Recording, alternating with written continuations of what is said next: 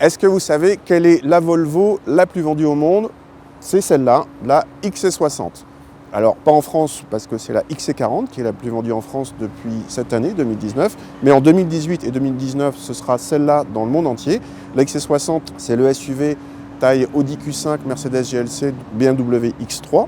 Jusqu'ici, il existait avec des moteurs essence, diesel ou hybride rechargeable de 150 à 390 chevaux. Il y avait un D pour les diesels et T pour les essences ou hybrides rechargeables.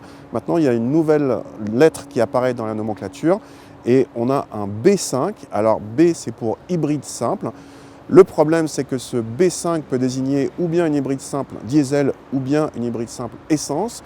À notre connaissance, c'est la première fois que la même appellation peut désigner un essence ou diesel. Il y a de quoi peut-être un petit peu perdre les clients.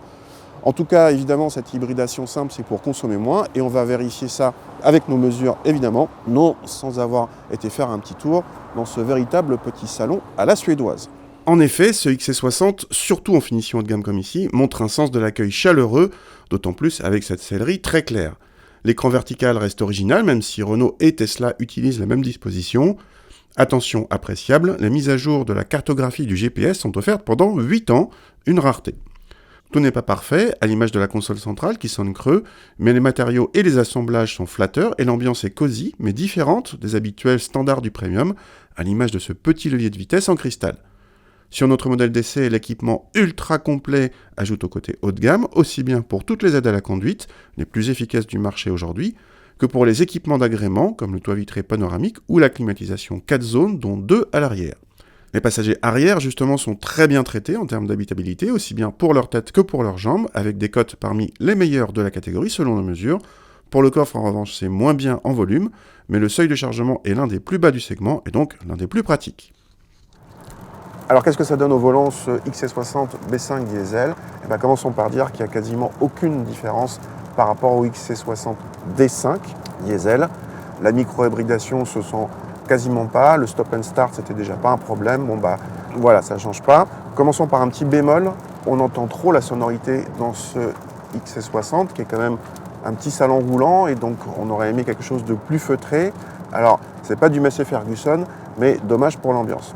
Au niveau des performances, il y a un autre petit défaut, mais là on chipote, c'est le petit creux à bas régime. Avant 1500 tours, il ne se passe pas grand-chose. Mais bon, avec la boîte auto, ça gomme bien. Et puis en contrepartie, le moteur diesel monte agréablement bien dans les tours. Pour un diesel, à 4000 tours, il ne s'essouffle pas du tout. En performance, ça donne quoi? On est à un petit peu moins de 30 secondes au millimètre des par arrêté, donc c'est pas du tout sportif. En tout cas, c'est mieux qu'un F-Pace diesel 240 par exemple. Par contre, c'est moins bien que le Stelvio 210 chevaux diesel, qui est le plus dynamique et qui est beaucoup plus léger dans la catégorie. Pour la partie châssis, on a des roues de 20 pouces et ça gâche pas du tout le compromis. Ça fait partie des voitures assez rares où vous pouvez mettre une surmonte pneumatique sans gâcher le confort. Et le compromis fait partie des bonnes choses dans ce XC60 qui est globalement agréable à conduire, un des plus agréables dans le genre. Mais on l'a dit en préambule, le but premier de l'hybridation est de faire baisser les consommations. Ça marche, mais timidement. Selon nos mesures, la moyenne baisse de 0,3 litres au 100 seulement par rapport à l'ancien XC60 D5. En fait, il n'y a aucune différence sur route et autoroute, mais on gagne presque 1 litre en ville, ce qui est logique puisque c'est là qu'intervient la micro-hybridation lors des arrêts et redémarrages. Dans l'absolu, ce XC60 est plutôt sobre pour la catégorie, par exemple plus sobre que le F-Pace, mais le Stelvio diesel de 110 chevaux, plus performant, est aussi moins gourmand d'un bon demi-litre en moyenne, toujours selon nos mesures. En tarif, le XC60 B5 diesel débute à 55 000 € et monte à 68 000 € pour notre modèle d'essai en finition haute.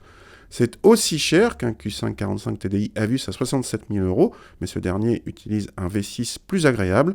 C'est en revanche plus cher que les F-Pace 240D, Stelvio ou GLC 300D, mais tous sont moins bien équipés. Ceci dit, quitte à mettre 70 000 € dans un XC60 hybride, sauf si vous avalez beaucoup d'autoroutes, prenez plutôt le T8.